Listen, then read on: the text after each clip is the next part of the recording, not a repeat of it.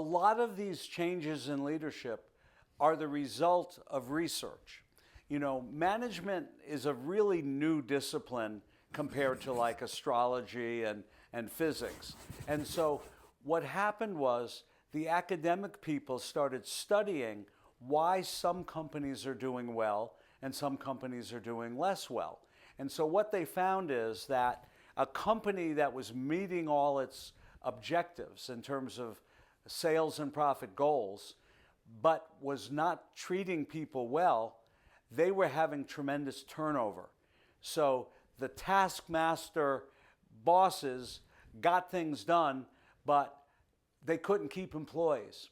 And then they found that the companies that were keeping employees were not performing up to the level of expectations.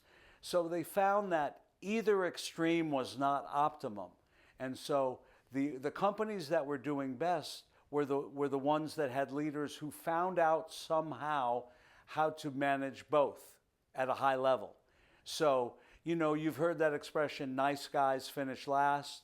Well, that probably was true in old school, but when they found people who were able to be liked by their people and still get the job done, then they started digging deeper into their style and leadership style, and then they start to extract those qualities.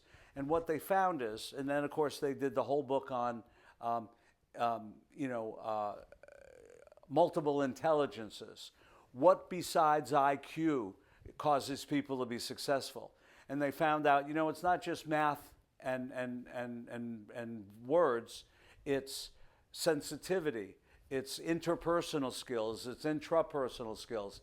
And they developed this whole idea of emotional intelligence, which explained how people need to best relate to others. And they found that people who were somewhat feminine in their outlook, people, that sensitivity was not a bad word.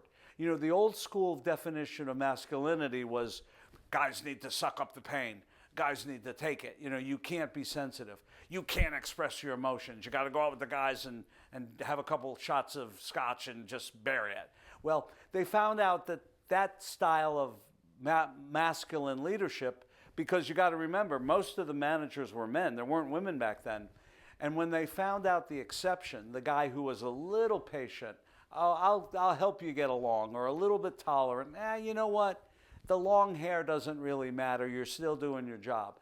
They found that the people who were more open, who were more flexible, who were more adaptable, more agreeable, they were having good performance, good bottom line performance, but they also were having people who were dedicated and loyal, commitment and devoted to the company.